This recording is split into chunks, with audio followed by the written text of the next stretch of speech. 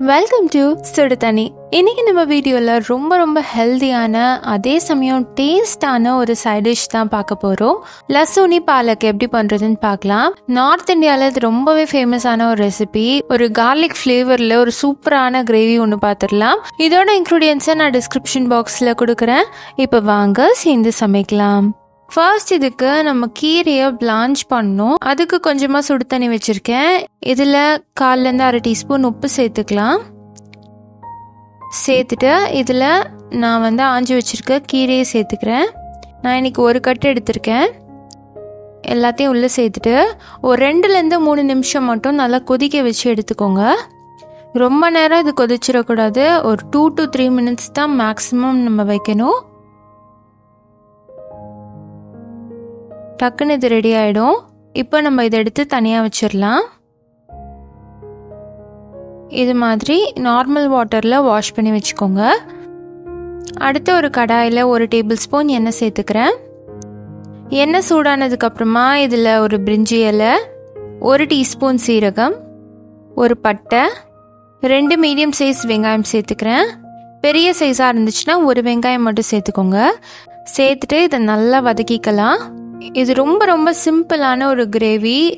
இது கீரையில் தான் பண்ணோன்னு யாராலையுமே சொல்ல முடியாது. கலர் வச்சு தான் கண்டுபிடிக்கணும். வெங்காயம் வதங்கினதுக்கு அப்புறமா இதில் ஒரு 2 டீஸ்பூன் இஞ்சி பூண்டு விழுது சேர்த்துக்கலாம். நல்லா திக்காக இருக்கனால நான் ஒரு ஹீப் டீஸ்பூனாக எடுத்திருக்கேன். நீங்கள் நார்மலாக அரைச்சிருந்தீங்கன்னா 2 டீஸ்பூனாக சேர்த்துக்கோங்க. இதில் அந்த கார்லிக் ஃப்ளேவர் தான் கொஞ்சம் அதிகமாக தெரியணும். அதே சமயம் நீங்கள் ரொம்ப ஜாஸ்தியாக போட்டிங்கனாலும் சாப்பிட முடியாது. வழக்கமாக இருக்கிற சைட் டிஷ்க்கு நம்ம 1 டீஸ்பூன் சேர்ப்போம். இதில் 2 டீஸ்பூன் சேர்த்துருக்கோம். இப்போ இதோட பச்சை வாசனை கம்ப்ளீட்டாக போயிடுச்சு.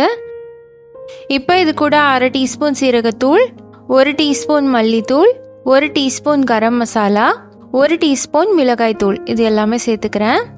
சேர்த்துட்டு இதை நல்லா மிக்ஸ் பண்ணி விட்டுடலாம்.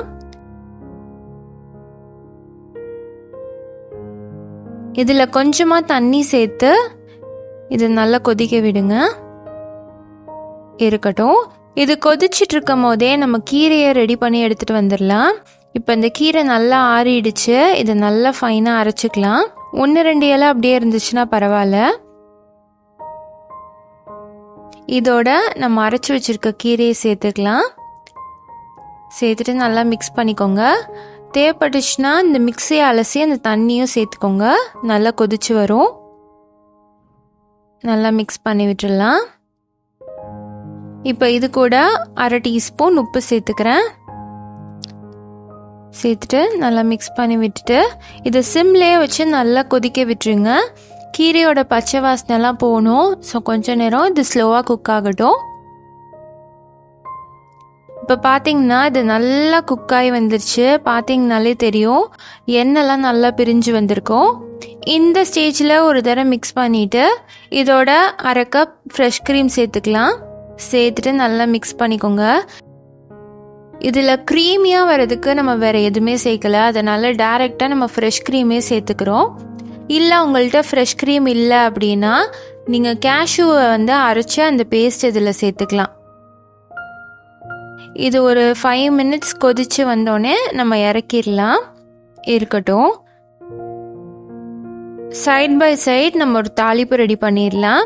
1 டேபிள் ஸ்பூன் எண்ணெயில் 1 டீஸ்பூன் சீரகம், 7-8 பல் பூண்டு நல்லா ஃபைனாக சாப் பண்ணி சேர்த்துக்கோங்க. 2 வரமிளகாய், 1 டீஸ்பூன் வெள்ளை எள்ளு இது எல்லாத்தையும் சேர்த்துட்டு நல்லா ரோஸ்ட் பண்ணி எடுத்துக்கலாம்.